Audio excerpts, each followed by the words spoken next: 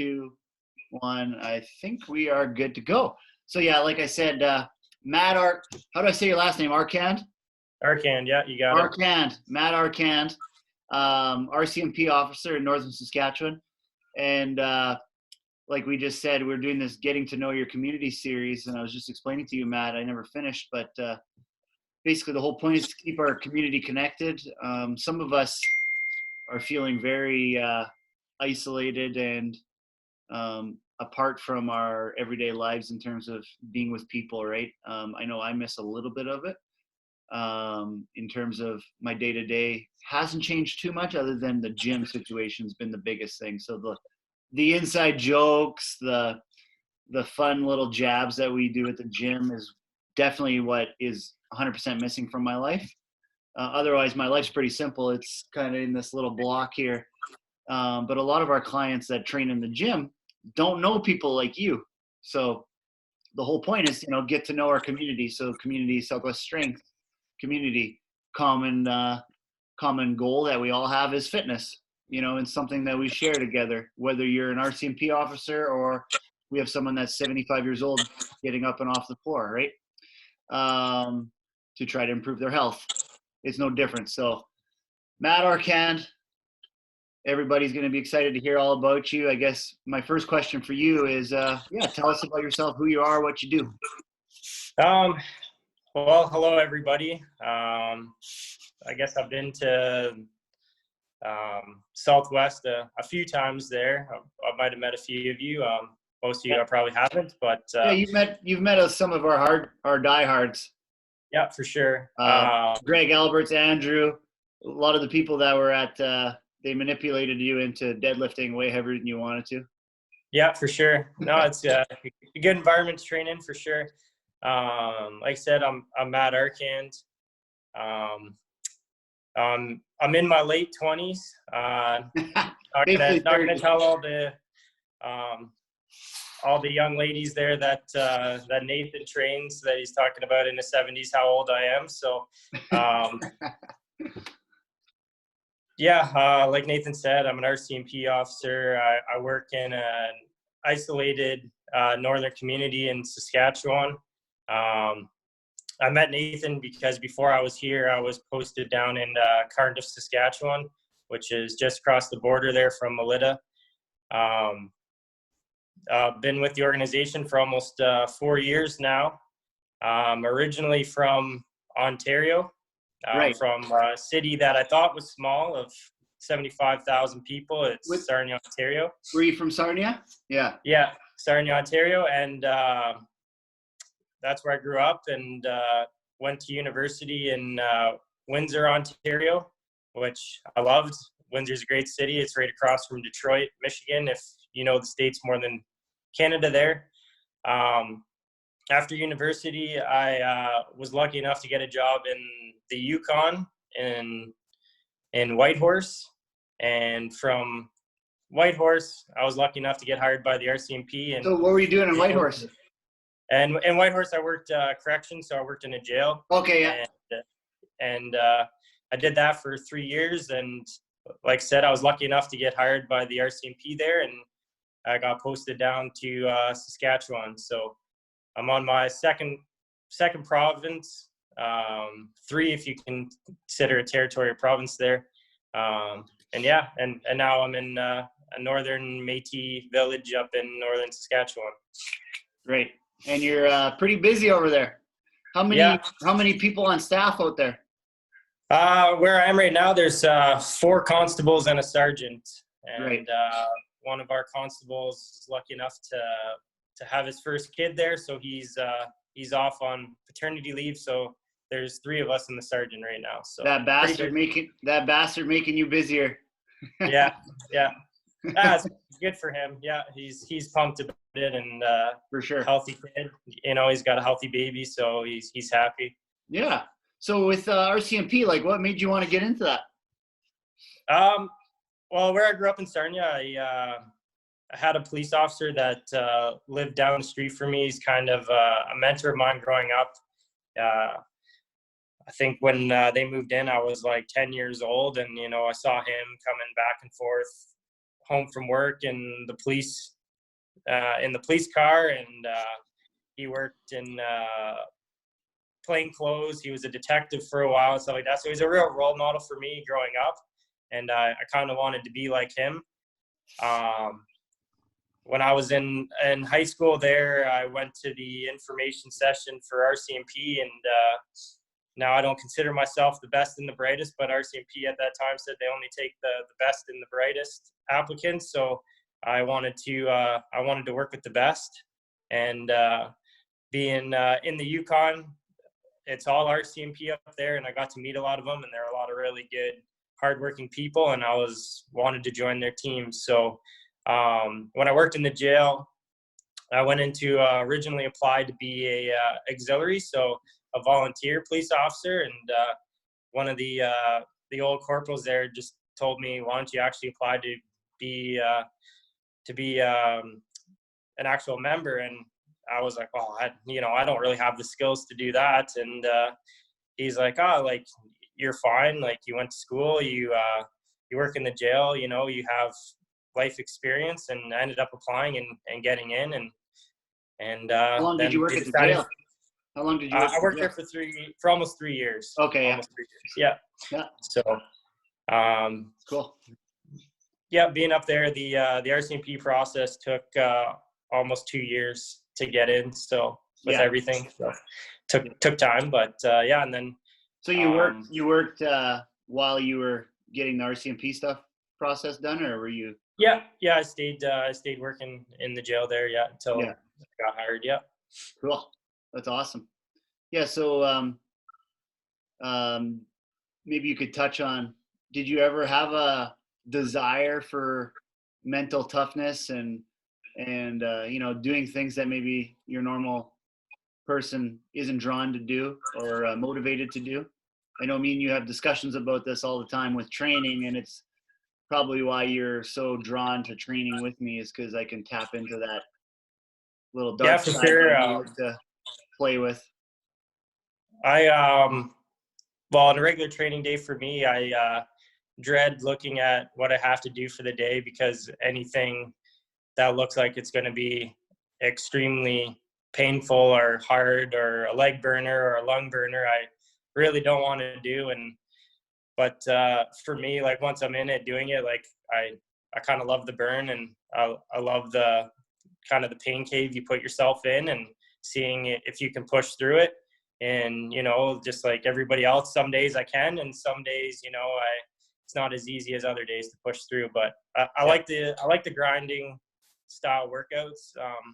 That's why I was kind of drawn more to doing the CrossFit style workouts. But me not knowing and never done CrossFit before in my life, didn't really know where to begin. So getting in touch with Nathan there was a good start for me, for sure. For sure. I always get a chuckle. So this, to our audience, Matt's results are always like this: I held 65 RPM on the bike, and my mind got the best of me. I should have been better.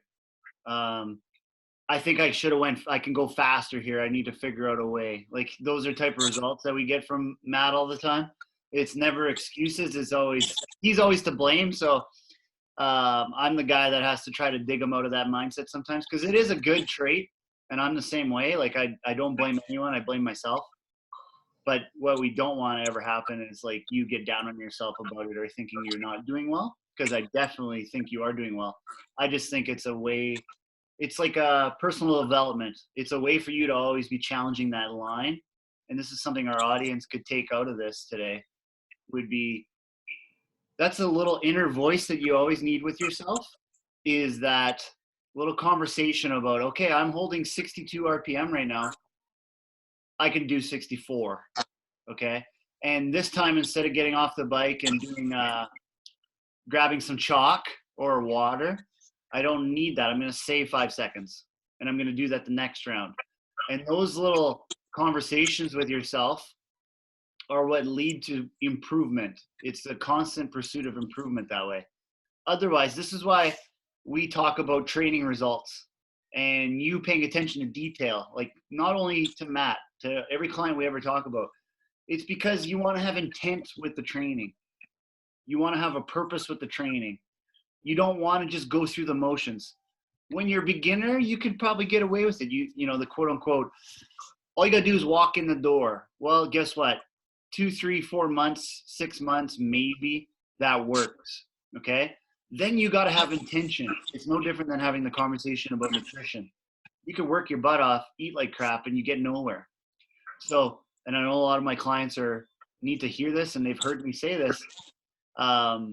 Getting in the gym and always using the 25-pound dumbbell, knowing you could have done the 35, is just a classic example, right? Of not pushing yourself. And I hate to say it, and I've said it before, wasting your time. You just wasted your time, right? And I mean, there's days where like, hey, Matt, you're tired, I'm tired. Getting in the gym for that day is a win, right? Like my 100%'s up here and my 100% today was down here. It doesn't matter. That's cool. And that's still progress. Consistency is still going to trump. But if you constantly never really go there or have intent with your training, you're selling yourself short, right? So it was a good teaching moment. I had to jump in there on this one because I know you're always trying to find a way and you're always having a conversation with yourself about, okay, I could do this better. You're always analyzing. And that's what happens when you train by yourself, right? You have to coach yourself, right? I'll guide you. I could write the perfect plan. You don't believe in it, don't work hard. It doesn't work, right? I could write you a crappy plan. You take the most out of that crap and you put it in, you put your heart and soul into it. You get better for sure. You get better. So that was a good moment. That's a good conversation we just had. I like that. Okay. Yeah, it's a bit of an adjustment for sure. I know probably a lot of your other remote clients can say the same thing as me there. Like we don't have the gym environment. Well, at least where I am, I know maybe some remote clients work out in other gyms where me, I don't have that. I work out in my basement. I was lucky enough to be able to have the equipment to do that. But I don't have somebody beside me pushing me, you know, to do that extra rep or, you know, to put another 5 pounds on the bar or anything like that. So, we don't have that like external, you know, motivation, you know, to do that kind of stuff. So you kind of have to push yourself and be a self-motivated person. You got to figure it out. Yeah. You know, so. It's good that you just said that because that's what a lot of our on-site clients are learning, right? And it's not it doesn't happen overnight. Yeah, it doesn't happen overnight. Yeah, it definitely takes time, and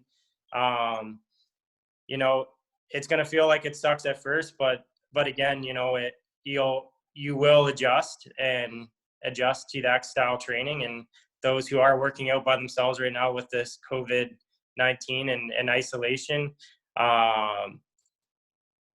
what works for me working out by myself is, like I said, you know, we're fortunate enough. We all work with Nathan or some of the other coaches there at Southwest, and you know, just always just have his voice scary sometimes and the back of my ear there telling me, you know what, you can push one more, you know, you can you know, put 5 more pounds on the bar, you know, and that definitely helps, you know. So just because you're not working out with Nathan in the gym there doesn't mean he's not there still 100%. Pushing you. So yeah, and I like that you said, you know, you picture Nathan kind of speaking in your ear, because I've heard that from a lot of people before, but that's what they need to do to motivate themselves. That's perfect, right? Like, I had a call with a client this morning, and you know, in an ideal world, she could make it to our facility 3 times a week, but it's busy mom, working full time, husband, job, laundry, dishes. You see where I'm going with this. So the best next situation for her is remote coaching. And I say that because she gets accountability from me, check-ins all the time, program design for her needs and her ability. And I've worked with this client on and off for 2 years, and it's always been just basic conversation around consistency. That's as crazy as it's ever got. The programs never had to be complicated because the work never really got done. The last 2 months, she hasn't missed 1 training session. That's 5 training sessions a week for 2 months. Okay. That's 40 workouts in 2 months. That's more than she did all of 2019. 2 months. For sure. you know, are some of those sessions maybe she could have pushed harder? Maybe. But for this client, that consistency is huge right now. So just that accountability alone, knowing that I'm expecting her, is winning, right? That's cool. What's a day in a life like in Northern Saskatchewan? Like, how many people live in your community? There's a thousand people who live here. Yeah. So size of Melita. Yeah, day in the life is right on the lake. You know, there's fishing and hunting. If that's your cup of tea to do, I don't do any of that, unfortunately. But there's lots of trails. You know, there's cross country ski trails. There's snowmobiling. There's all the outdoor type stuff to do. The community where I'm working right now is the end of the road. It's a 160-kilometer dirt road drive to get in and get out. Yeah. So pretty isolated. Day in the life for me living here is basically I work a lot of night shifts. So I wake up, prepare food, work out and work. You know, my life is mainly work. Try to take the time off that I can to do other things, but it's pretty consistent for me. Work out and sleep and eat. That's about it. You sound like my life, and honestly, you sound like a lot of our clients' lives. Yeah. But you know, small community. I feel I would live this way if I lived in the city too, and it means you have priorities in check. For sure. Cut out the fluff, and you know you're living the life you want to live, and it makes you feel good, and that's awesome. Absolutely. Yeah. Let's get into a little bit of just fun questions. What's some of your favorite movements that you've been doing in training?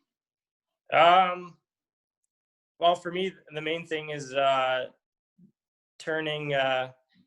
You know, I have a lot of weaknesses, so turning those weaknesses into strengths. So getting more into the clean and split jerk, the overhead squat, and like overhead clean. So would you say that's your favorite? What's your favorite? I would say it's becoming my favorite. Okay, well, that's good. You would be sick and twisted that way. Yeah, my favorite right now is squats, and squats used to be like my most hated thing ever. Yeah. So ass to grass. Yeah, pretty much. Yeah. So that's awesome. I kind of missed the question. Maybe it makes a little bit more sense to ask this before your favorite movement, but I guess, yeah, what are your current fitness goals? Just to let everyone know. For me, the main thing is just is functional fitness. Being able to, you know, do anything that, you know, I want to do. You know, if I want to go through a hike through the woods, that's, you know, a possibility to do and still be able to work. The main thing for me and where I am right now is what we call in the organization being fit for duty. You know, the job's pretty demanding on fitness wise. And for me, I want to make sure that I can always perform my job and do what I need to do continuously for my whole shift. I don't want one incident to, you know, tire me out and make me too tired to not continue on working. With all those donuts you're eating. Yeah, exactly. Those are power pills. Power pills. So, yeah, we for the job we carry 30 pounds of gear on us when we're out. When you see a police officer walking around, it's about 30 pounds of gear. So that makes you about what, 130 pounds, 140 pounds? Exactly. Yeah. So, yeah, just being able to wear that all day and work. And, you know, if I am required to run, be able to run in that. Fun fitness goals for me is the more and more I get into it, I'd like to do CrossFit tournament. Talking to Nathan there. The fact that you called it a tournament means you have no idea what you're getting into. Exactly. CrossFit competition. Yeah, there you go. Whatever you want to call it. Yeah. I'd like to eventually get enough of the skills together to do one. I'm fine with going in one solo. Like I don't need to do like a team Yeah. one, but learning from Nathan there that the solo ones are the higher level ones. So Yeah. I got some work cut out for me to get prepared to do that. So that's kind of in a 5-year goal, I guess you could say, because I'm just starting to learn the skills now and have a lot further to go. One of the lifelong goals I've had is I've always wanted to be able to run a marathon. So not really doing too much running right now, but I feel like the training is beneficial to that goal because, you know, you need strong legs to carry yourself that far and, you know, just the working. I'm not looking to run a marathon to win or get a good time, just to do one, Just to do it, yeah. just to complete one, yeah. Run for that length of time and not stop. That would be the goal, is just continuous run. So, yeah. Like anything else, my fitness goals are changing all the time, but the main staples are just being fit for everyday life, fit for duty, fit for the job, and a couple of fun goals to work towards. For sure. That's good. Yeah, that's all good information. I think we had some good conversation in here that maybe I didn't really expect we would. I mean, me and you always talk about mindset and stuff, and Matt's started this thing. Me and him had to have a conversation before Christmas about controlling lifestyle, controlling stress. In my opinion, I've worked with teachers, you know, people that work in the bank, farmers, lawyers, the list goes on and on. Okay, people that work for towns or cities, nurses. RCMP have the worst possible schedule and lifestyle you can imagine, from night shift to stress to seeing tragic events. There's a lot of things that come with the job and that are out of your control. But what me and Matt have discussed in the last 2 years and we've implemented is it may not be perfect. And this is conversations I have with people all the time. It's never going to be perfect. We can't wait for it to happen. We just have to make it happen. We have to be smart. Matt's a type A personality type guy. So he's going to call himself out and say he's being soft for not training today, or I'm not tired, like shut up. So we have those conversations as well. Like it's okay if you are tired, because you are, and you know, you're honest with yourself about that. But at the same time, if we're waiting for it to be perfect for Matt when he's working 4 12-hour shifts in a row or whatever we're doing, and he gets called out late at night, there's going to be weeks in there where he might not train. So he's going to have to be a little bit mentally tough to find ways. So I manage his training volume. I make sure the training's not adding extra stress and it brings out the best he can. Some of the movements that we've done require him to focus a lot. So I have to limit how many times he focuses on the movement so he doesn't get frustrated. But RCMP officers, it's not easy, right? So you have to have your skills in a bucket, or else you can't get in the gym, right? Mm-hmm. Yeah, wait till you get married and have a kid, though. Yeah, for sure. We're going to have this conversation all over again. Yeah. Yeah. Sure. All right, man. You tell Taylor hi.